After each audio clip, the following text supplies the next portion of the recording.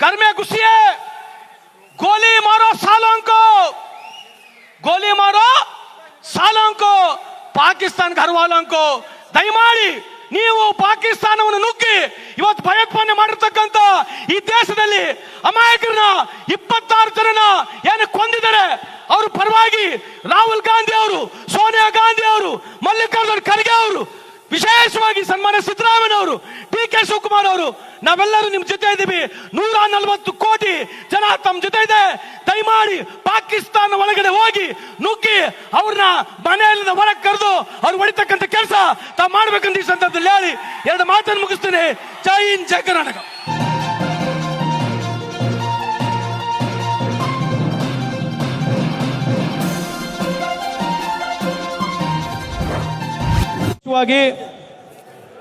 ಇಷ್ಟು ಕಮ್ಮಿ ಸಮಯದಲ್ಲಿ ಇಷ್ಟು ಜನರನ್ನ ಸೇರಿಸಲಿಕ್ಕೆ ನಮ್ಮ ಎಲ್ಲ ಬ್ಲಾಕ್ ಕಾಂಗ್ರೆಸ್ಸಿನ ಎಲ್ಲ ಪ್ರೆಸಿಡೆಂಟ್ಗಳು, ನಮ್ಮ 2 ಜಿಲ್ಲೆ ಅಧ್ಯಕ್ಷರುಗಳು, ನಮ್ಮ ಕಾಂಗ್ರೆಸ್ಸಿನ ಎಲ್ಲ ತಾಲೂಕಿನ ಮುಖಂಡರುಗಳು, 4 ಜಿಲ್ಲೆಯ ಎಲ್ಲ ಮುಖಂಡರುಗಳು, ಕಾರ್ಯಕರ್ತರು ಇವತ್ತು ಈ ಕಾರ್ಯಕ್ರಮನ ಯಶಸ್ವಿ ಮಾಡಿದ್ದಕ್ಕೆ ನನ್ನ ವೈಯಕ್ತಿಕ ಪರವಾಗಿ, ನಮ್ಮ AICC ಅಧ್ಯಕ್ಷರಾಗಿರ್ತಕ್ಕಂಥ ಖರ್ಗೆ ಸಾಹೇಬ್ರ ಪರವಾಗಿ, ಸನ್ಮಾನ್ಯ ಮುಖ್ಯಮಂತ್ರಿ ಸಿದ್ದರಾಮಯ್ಯ ಸಾಹೇಬ್ರ ಪರವಾಗಿ, ಡಿ.ಕೆ. ಶಿವಕುಮಾರ್ ಸಾಹೇಬ್ರ ಪರವಾಗಿ, ರಣದೀಪ್ ಸಿಂಗ್ ಸುರ್ಜೇವಾಲಾ ಸಾಹೇಬ್ರ ಪರವಾಗಿ ನಿಮ್ಮೆಲ್ಲರಿಗೆ ಕೋಟಿ ಕೋಟಿ ಪ್ರಣಾಮಗಳು ಹೇಳಲಿಕ್ಕೆ ಇಚ್ಛೆ ಬಯಸ್ತೇನೆ ಬಂಧುಗಳೇ.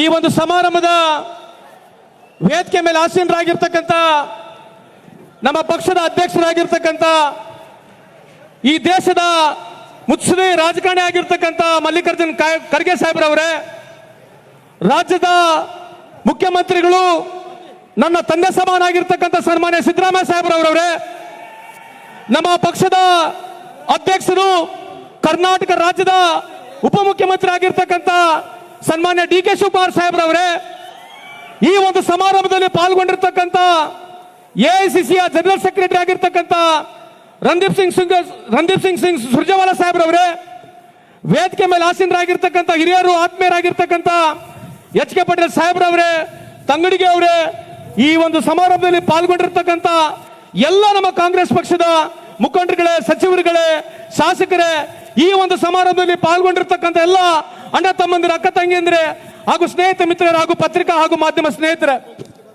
ಈ ಒಂದು ಕಾರ್ಯಕ್ರಮದಲ್ಲಿ ವಿಶೇಷವಾಗಿ ಬೆಲೆ ಏರಿಕೆ ಹಾಗೂ ನಾವು ಸಂವಿಧಾನವನ್ನು ಬಚಾವಂತಕ್ಕಂಥ ಈ ಕಾರ್ಯಕ್ರಮದಲ್ಲಿ ನಾವಿಲ್ಲಿ ಪಾಲ್ಗೊಂಡಿದ್ದೀವಿ.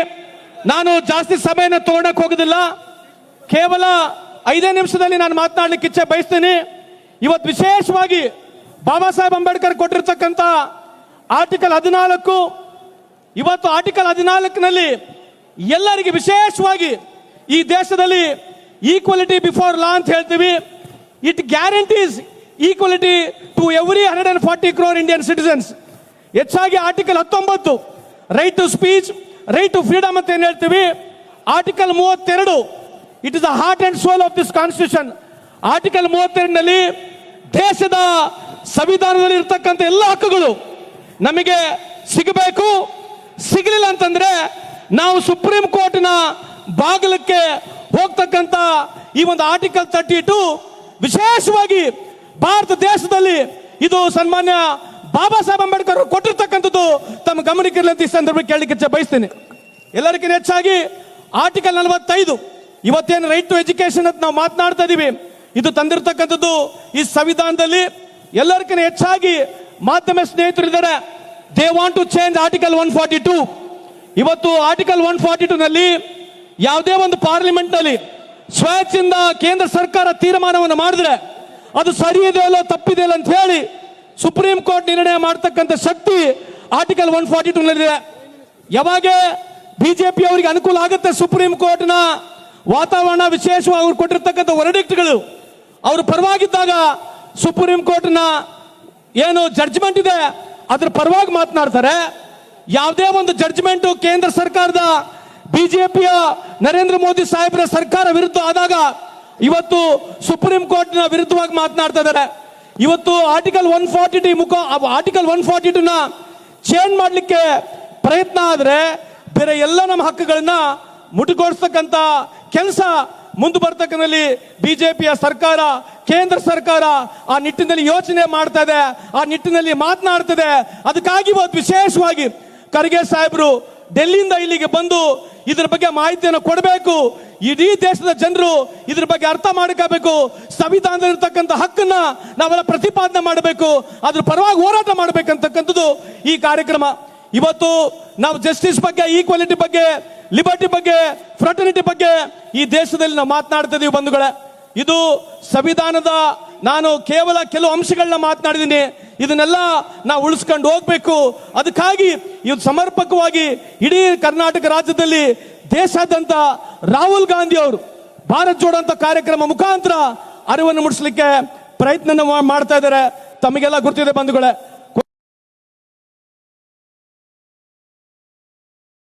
ಕೊನೆಯದಾಗಿ ಬೆಲೆ ಏರಿಕೆ ಬಗ್ಗೆ ನಾನು ಒಂದೇ ಒಂದು ವಿಷಯವನ್ನು ಮಾತನಾಡ್ತೀನಿ. ಯಾವ ಬಿಜೆಪಿ ಸರ್ಕಾರ ಅಧಿಕಾರಕ್ಕೆ ಬರೋಕ್ಕಿಂತ ಮುಂಚೆ ಒಂದು ತೊಲೆ ಬಂಗಾರ 27,000 ರೂಪಾಯಿ ಇತ್ತು, ಇವತ್ತು ಗಗನಕ್ಕೆ ಮುಟ್ಟು 90,000 ರೂಪಾಯಿ ಆಗಿದೆ. ಯಾವ 414 ರೂಪಾಯಿ ಇರತಕ್ಕಂಥ ಸಿಲಿಂಡರ್ ಇವತ್ತು 820 ರೂಪಾಯಿ ಆಗಿದೆ. ಕೊನೆಯದಾಗಿ ಮಾಧ್ಯಮದವರಿಗೆ ಹೇಳ್ತಕ್ಕಂಥದ್ದು ಒಂದೇ ಒಂದು ನನ್ನ ವಿಚಾರ ಇದೆ.